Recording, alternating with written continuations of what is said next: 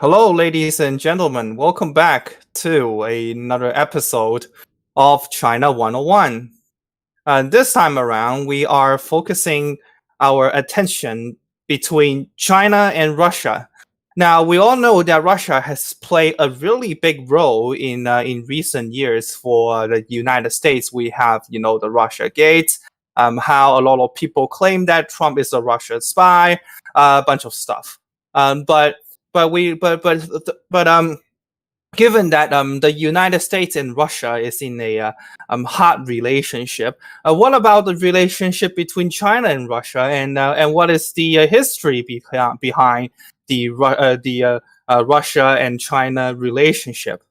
So today we will expand on that and give you guys a little bit of information between China and Russia, and hope we will answer the question that a lot of people ask: are China and Russia actually allies?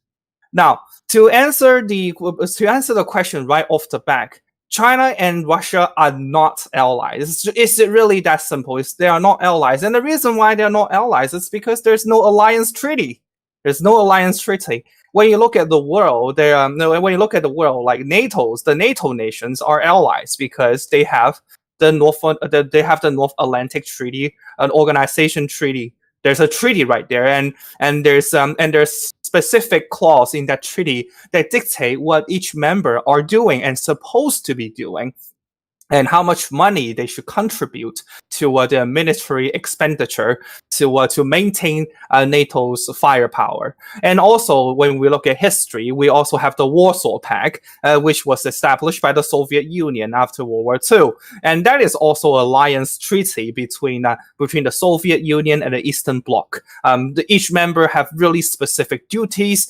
They are supposed to contribute a certain amount of soldiers, military expending. So those two are alliances. But however, China and Russia has none of that. China and Russia is more of a friends with benefits relationship. But now for another question is: is the friends of benefits relationship between China and Russia actually good? And that is where we come in. So China and Russia actually first established contact all the way back to the 17th century. Back then, China and Russia are mainly contacting each other through what we currently call Xinjiang. Because back then Russia was not back to the 17th century, Russia was a lot smaller than what it is today. So a lot of the contacts were the territory of Xinjiang is the only place that the Qing dynasty and Russia actually has a direct border, and basically they were doing trades and some normal stuff. The bloodshed didn't really come in until mid 19th century, and what happened before is Catherine the Great, which was one of the great rulers of Russia. She was in power pretty much in the late 18th century to early 19th century. What she did is she has this great vision of Russia expansion, and under her leadership, Russia was expanding really quickly. And in late 18th century, many Russians are started to expand to the east. Through Siberia, and to the northern, and to nowadays the Pacific Rim of Russia. So in the 18th century, the Russia mainly the biggest campaign, land grab campaign, is that during that time they successfully obtained the region that is currently called the Kamchatka Peninsula. So the Kamchatka Peninsula is the first Pacific assets that the Russian Empire had back to 18th century, and through there, through that peninsula, Russia's influence on the Far East began to expand. Many settlements were established, and settlements quickly creep into the Amur Basin. And the Amur Basin is one of the is basically one of the largest basin that is along the Amur River, which is the 10th longest river in the world. And the Amur River in Chinese is called Heilongjiang, which direct translate is the Black Dragon River. And that all used to be the territory of the Qing dynasty.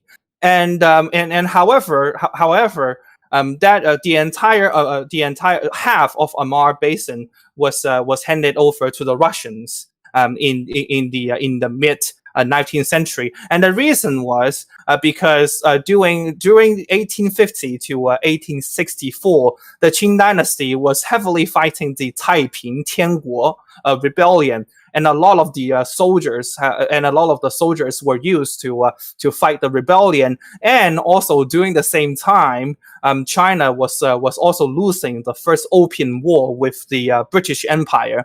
So basically, the Russian saw this the perfect opportunity to further expand on the Far East.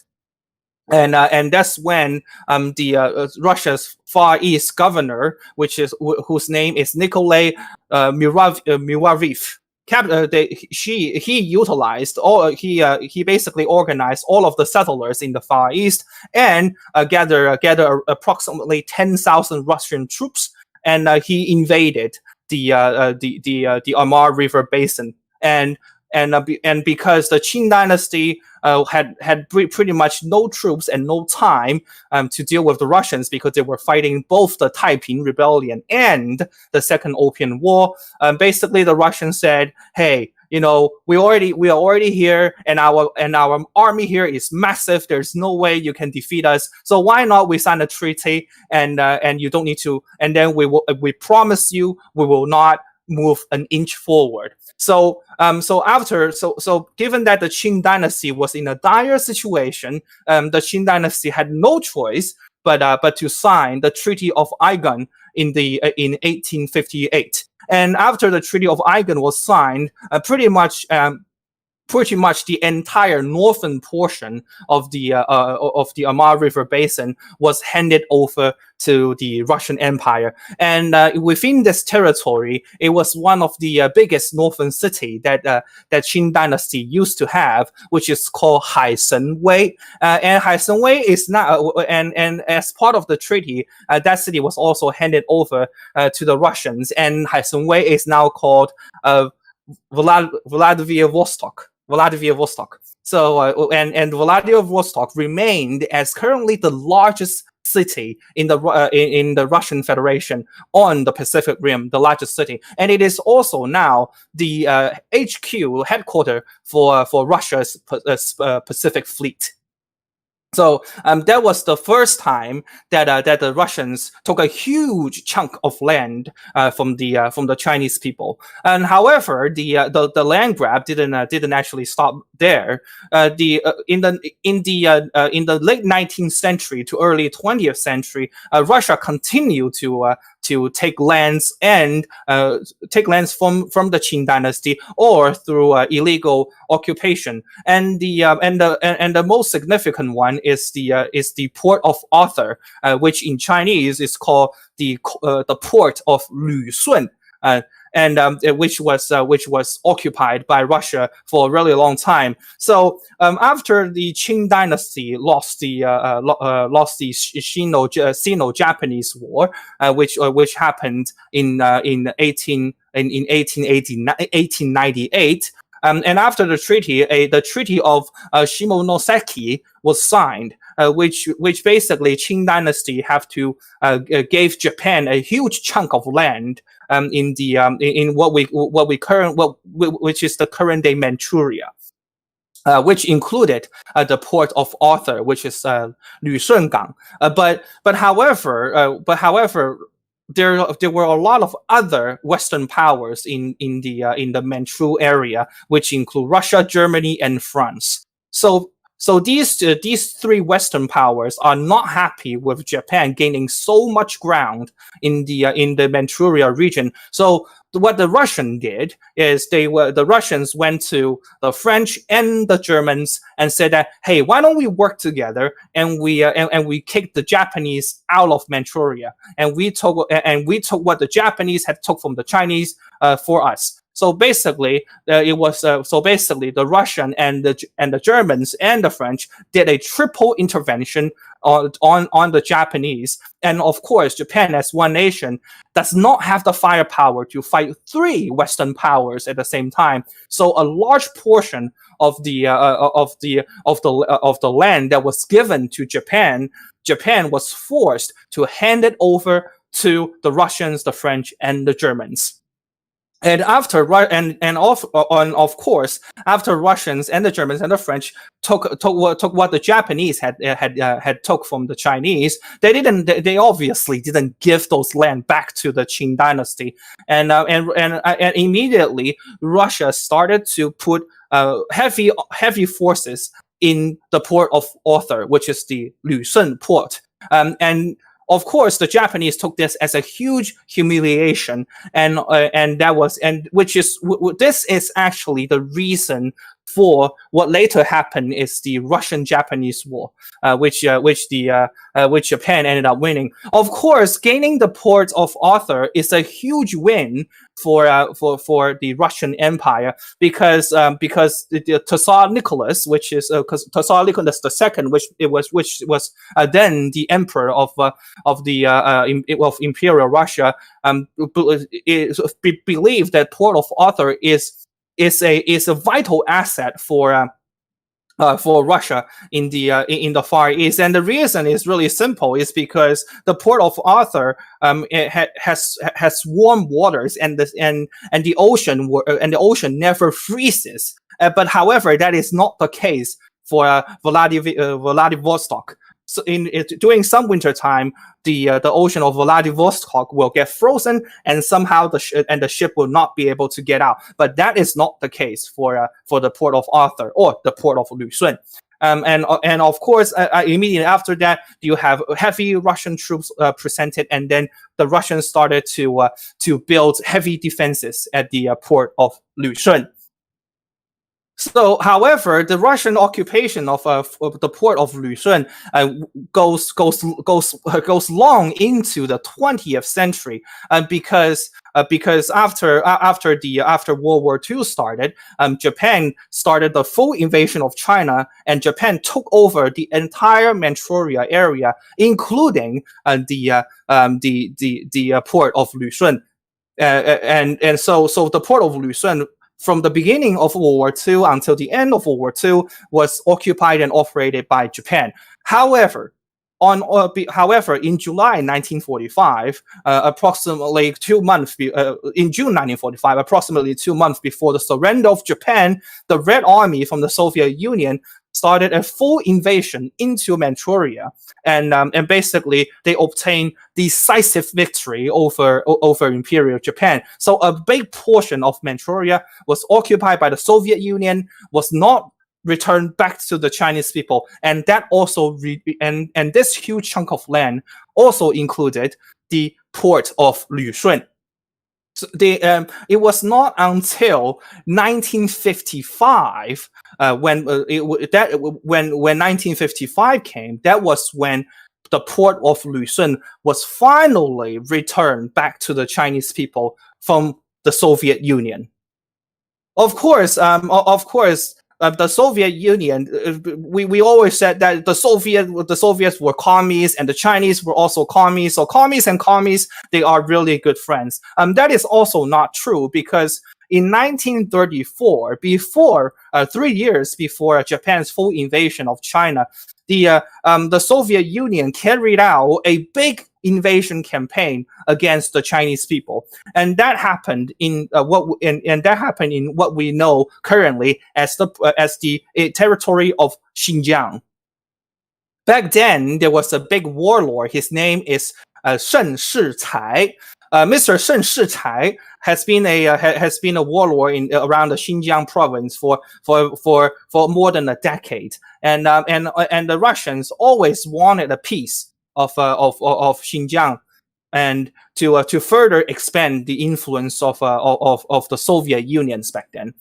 So of course, Mr. Shen Shichai, being a warlord, does not listen to what is then the Republic of China, which was governed by the Kuomintang with its leader Chiang Kai-shek. Of course, as a warlord, he doesn't want to follow the legitimate government. So Mr. Shen Shichai actually is working closely with the Soviets and try to maintain his territory, and at the same time making deals with the Soviets. So, but however, the Kuomintang actually sent in forces to suppress Mr. Shen Shichai during the early 30s, and Mr. Shen Shichai almost lost everything until the Soviet decided to participate in 1933. The Soviets, being more well trained and well equipped than the Kuomintang, the Kuomintang army successfully helped Mr. Shen Shichai to maintain his occupation in the Xinjiang province. The Russians brought in approximately 7,000 Soviet troops with tanks. With tanks, cannons, airplanes against approximately 10,000 Kuomintang troops, including a portion of them were Kuomintang troops, and another portion of that 10,000 army were the local Muslims. So of course, at the end of the day, the Soviet obtained victories, and Xinjiang was pretty much cut in half. So the current Xinjiang we see is a lot smaller than what Xinjiang used to be. As we have shown over right here at this picture, we can see that the old Xinjiang is bigger than what we have with the current Xinjiang, and the reason is because the Soviets helped Mr. Shen Shichai, a warlord back then, to maintain his power, to increase the Russian influence. As a result, Xinjiang was cut in half. So that was before World War II. How Russians took more land from the Chinese. And of course, the story continued because even after World War II, the Russians continued to take land from the Chinese, and as we can see over here at this picture, that is the Outer Mongolia. And the Outer Mongolia used to be part of China as a self-governed territory, not an independent country. But however, on August 1945, the back then Kuomintang, the nationalist government of the Republic of China, they signed the Treaty of Friendship and Alliance with the Soviet Union. And the reason why they signed the exchange is that the nationalist government will give up Outer Mongolia and make it an independent nation. And in return, the Soviets will stop their support to the Chinese Communist Party, which was led by later Chairman Mao. But unfortunately, the Russians didn't keep their word. Even after Outer Mongolia become complete independent with a quotation mark, because even after Outer Mongolia was become independent, it was actually not really independent, because it basically immediately after Outer Mongolia become independent, they established a extreme pro-Soviet Union government. They were so pro the Soviet Union, the Outer Mongolians actually changed their writing. We know that right now people in Outer Mongolia, they actually write in Cyrillics. They're actually writing Cyrillics. They don't write in Mongolian scripture. The inner Mongolians, who is supposed to be an independent territory, who is supposed to be a self-governing territory inside the People's Republic, they are still using Mongolian script, and many of the people that live in Inner Mongolia, they speak, write, and read Mongolian script. But unfortunately, right now the Chinese Communist Party is trying to get rid of that. But however, for people in Outer Mongolia, they only learned about Mongolian script until middle school. After middle school, the Mongolian script was no longer taught. So people in Outer Mongolia can only do basic reading, basic talking, and basic writing in Mongolian script. And their official language was also in Russian Cyrillic. And that just tells you that when the Russians take something from you, you don't say independent, you become part of Russia. I always gave example to other people. The biggest difference between Russians and Western civilization is, I say, just look at Poland and France. After World War II, the Allies liberated France, and France regained independence and sovereignty. The Russians come into Poland, the Russian quote unquote liberated Poland, but Poland immediately become a satellite state of the Eastern Bloc. It lost us. It didn't maintain its independence. It basically moved on from their Nazi master to now communist master. The Soviets, they take once they take something, they don't give it back, and they make it Russian. So with all of these, land grab by the Russians from the Chinese, we can see that there's really no friendship between Russia and China. And the Chinese and I feel really I feel deep sympathy to all of those people who used to live in those the territory that used to live but later become Russian, and they were never allowed to go back. So in conclusion, the friendship between China and Russia is fake. It's fake. The only people that this relationship is benefiting is the Chinese Communist Party, and the reason why they want to maintain this relationship is because they just want to get Russia's military tech. They are selling their nation, selling their nations, and kneeling down to the Russian government because so they can get that fancy military tech, and they can potentially use that against the United States while the people suffers.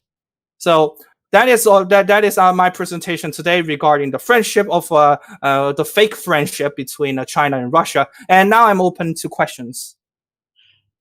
Alex, you got any questions for Mandarin? Yes, I do. You go first. Yeah. Okay. All right. After listening to the long story, since the old time, that we come to the conclusion that China and Russia, at least right now, the friendship are fake. Basically, we don't really believe that Russia gonna do anything to help China if there is a conflict with maybe Western world. So I just wanted to ask one question, that China probably knew that Russia probably won't help if there is a hot war between the US and China if the South Asia Seas issue is not being solved. So, but why China right now is bending knees, trying so hard to please Russia to still getting help? They knew it's not gonna happen. So that's actually my question. Like, they knew they wouldn't be able to get a real friendship, and the Russia is not gonna backing the Chinese up, but why they still doing it? This is a really good question, and the answer is because even though China know in terms of a hot war, Russia will not help the Chinese. But however, the Chinese still need. But however, Russia is China's only accountable partner. And the reason I say that is because. It's because all other countries are not secured. For example, we already know every single year China import a huge amount of oil from the Russian Federation. However, so people will wonder, well, why don't you buy buy more oil from Saudi Arabia? Why don't you buy more oil from Iran, which China is doing? Or why don't you buy more oil from Venezuela? Well, the reason is because the other than Russia, the other three countries not secure. Saudi Arabia is actually an ally of the United States of America, and Iran being in the Middle East, they are completely defenseless because I mean we already know that Israel already is sending several airstrike this year against Iran. So if a conflict broke out between Iran and the West, Iran is the Iranians are over. It's over. As they so the resources from these two places is not secure, and it's the same thing with Venezuela. It's just not secure. Venezuela is way too close to the U.S. mainland. So if Venezuela do something crazy, or they get too close with the Chinese Communist Party, the U.S. can do something about it really quick because the geographic proximity is way too close. But however, Russia is definitely a lot more reliable because Russia and China are connected by land, and that is why we have gas pipe and oil pipe coming in from Russia into the northeast provinces through the northeast provinces of China and goes all the way to the capital Beijing. Okay. Yeah, I get what you say, but right now it seems like the situation, the Russian is actually very fuzzy with everybody, not just with Chinese, but the relationship with the Russia and India. The Russia just sold some weapons to India not long ago, probably a couple weeks from now, and then President Trump, the United States of Trump, he actually had a phone call with the president, of Russia. So it seems like Russia trying to keep a relationship. I mean, with everybody, not just with China. So what is your opinion on if there is a huge changes in the Eastern Asia, for example, the conflicts between the free world with China, how you think that the Russia gonna land? Like, is Russia gonna help China, or the Russia gonna just sit there and see what's happening? What is your prediction for this one? Based on history, the Russians will definitely join the United States and take more land from the Chinese. Because that's exactly what they did before in the early 20th century and late 19th century, and that's exactly what they did in World War II. In World War my story regarding the World War II period, where the Soviet Union was on the same side with Western allies, and when Western ally was about to defeat Japan, 2 months before the atomic bomb was going to drop on Hiroshima and Nagasaki, the Russians took this chance and invaded Manchuria. Right away. They obtained decisive victory over the Japanese army, but they maintained control of Manchuria pretty much all the way until the late 50s and early 60s, and that is why when we go to the province of Heilongjiang today, we see many Orthodox architecture in Heilongjiang, and a lot of Russian Orthodox churches in the province of Heilongjiang. I mean, if you're not staying in Heilongjiang for the long term, I don't think you will be building all these Orthodox churches in Heilongjiang if you're just going to come in and go. You build those churches because you're going to stay here for the long term. So if a war breaks out between China and Western power, Russia will immediately flip and join the Western side and take more land from the Chinese. Okay. So basically, China right now in a very bad place. Basically, if there is a conflicts, a war between the Western and the China, even Russia gonna help the United States side, and then trying to, probably Russia gonna, trying to get some benefits out of the conflictions. Is that what you're saying, right? Yes, because all you need to do is follow the money. Where the Russians make the most money, not with Chinese, they make the most money with the Europeans. You just look at the map. All of the biggest city, the economic centers of Russia are all located on the western part of China, on the western part of Russia, within close distance from the European nations. And the reason is simple: the Europeans buy the most stuff from Russia. They buy minerals from Russia. They buy a lot of oil and gas from Russia. They even buy uraniums from Russia. So Putin, President Vladimir Putin knows exactly where his money is, and it's not with the People's Republic. It's with the Europeans. So if a war breaks out, of course if he has to pick a side, of course he's gonna stand with the West instead of China. And Putin knows China doesn't have the technology to fight Western power, because if Putin is selling Chinese Russian weapons, and he knows the Russian weapons he sold to the Chinese people are top notch. But then top-notch Russian weapons are still not on par with many top-of-the-line Western weapons. For example, I do have a question regarding to the weapon, because Russians sold some weapons to India. Yes. Why you think Russia want to help India? Because the China-India have some conflictions on the border right now.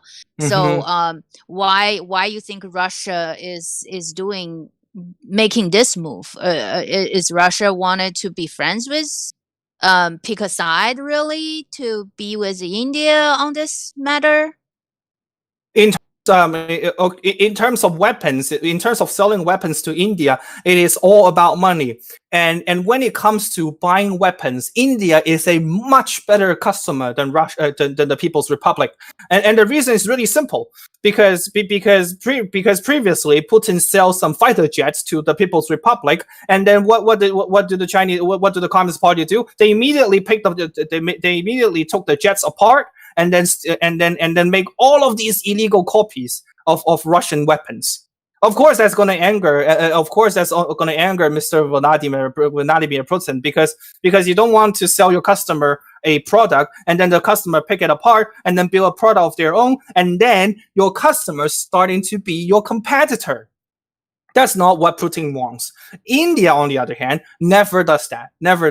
They buy Russian weapons. They never pick it apart. They never make illegal copies, and they stay so they take really good care of those Russian weapons. The Russians sold them. So that is why the Russians, when it comes to selling weapons, the Russians always prefer the Indians than the Chinese.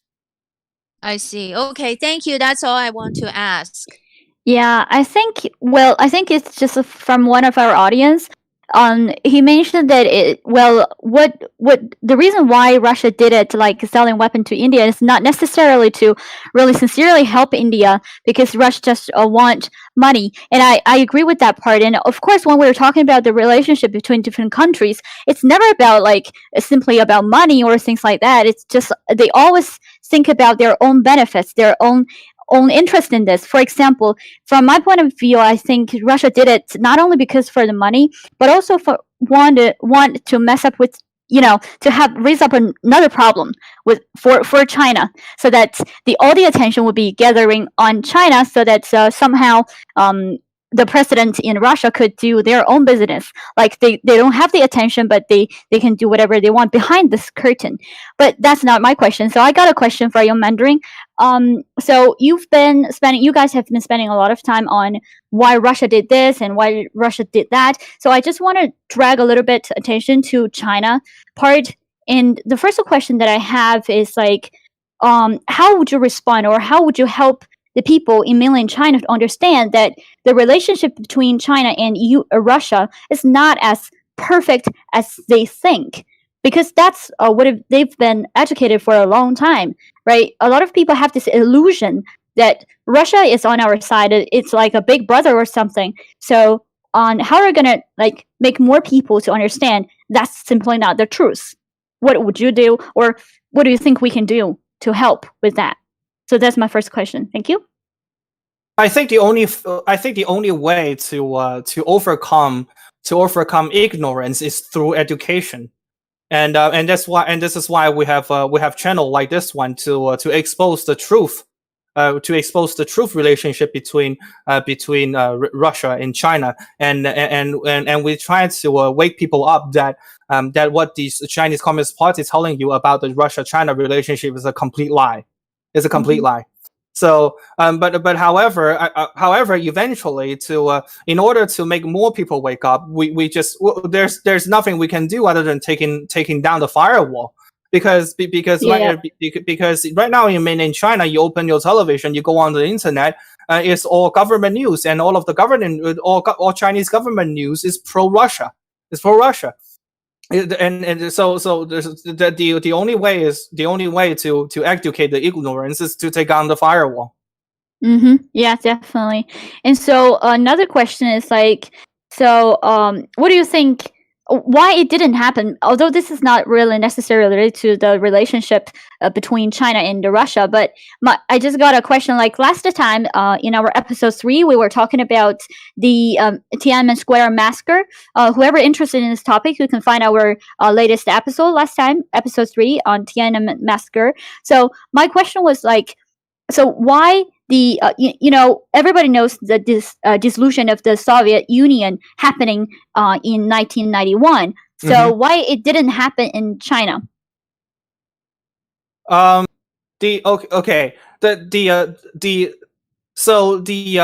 dissolve of the Soviet Union is actually a blessing for the Russian people, and the dissolve of the Soviet Union actually happened from within. We have of course people will blame the dissolve of the Soviet Union on Mr. Gorbachev. But Gorbachev being the premier back then, he made the most sensible choice, because in the late 80s the Russian economy is at the brink of collapse. And the country just doesn't have the financial power to support such a vast country with all those infrastructure, all those government networks, all those military expenditure. It is just out of proportion, and taxation was really high. So the general public so the general public was pretty much discontent. So basically, the only way for the Soviet Union to maintain all of the Eastern Bloc is pretty much through military action and suppression, pretty much like what Khrushchev did back during the invasion of Czechoslovakia in 1957. So that's how Khrushchev he maintained the Soviet bloc, because we know during the 50s there was a democratic movement along the Eastern Bloc. It started in Czechoslovakia, and then it quickly spread into Hungary, Romania, and a bunch of other Eastern Bloc nations. And what Khrushchev did is just sending the army, and pretty much a bloody bloody suppression. But however, Gorbachev, this is why I think Gorbachev was the hero was a hero for the Russian people, because he could once again use what Khrushchev did in the 1950s, sending the tanks, sending the armies, sending the jets, and start another bloody suppression of all of the the discontent among the Russian people.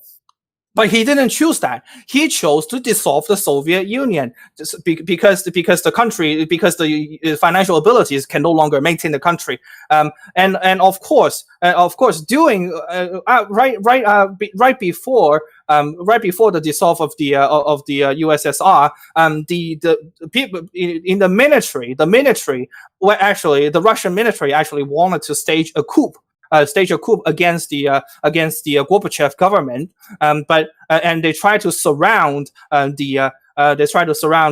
think it's Kremlin or whatever, surround the government buildings government building in Moscow. But however, when the tanks were rolled out into Moscow street, they met unprecedented civilian resistance. The civilians just took it to the street and stand in front of tanks. I'm not joking. Like they like the people at Tiananmen Square, but 100 times more because during the military coup, it was not only Russian college students, it was everybody in Moscow. Workers, factory workers, teachers, educators, even some government workers go onto the street and try and stop the military coup at its feet.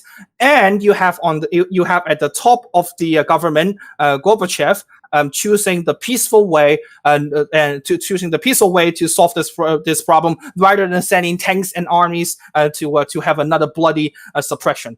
So that is this is actually the main cause of why the Soviet Union dissolved. Gorbachev definitely played a huge role. But however, these kind of things are currently not happening in China.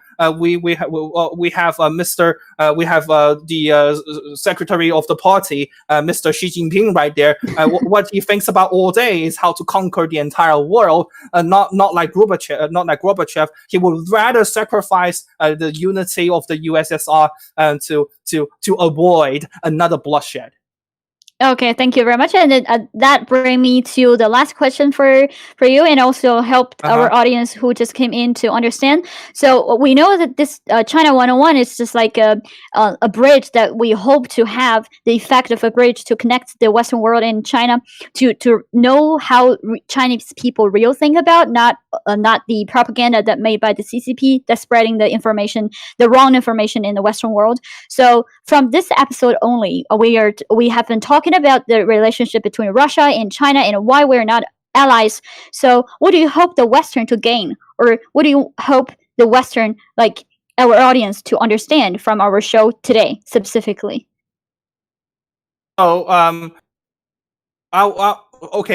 show is trying to tell the Western audience some of the stories that you won't get from mainstream media or some really big YouTube channel, because when you look at mainstream media, I mean, recently CNN, I don't remember it was CNN or MSNBC, they publish a survey conducted by Xinhua, and it shows that 93% of the Chinese support the Chinese Communist Party, which was a complete lie. It was a complete lie. But this is where you got from mainstream media and those big YouTube channels. They don't tell you the truth about what Chinese people think, because they're not Chinese. They're not Chinese. They never live in China. They were not born in China. They never experienced suppression, and a lot of time they don't even study history. I mean, right now journalists in the United States, in the West, they generally don't know history.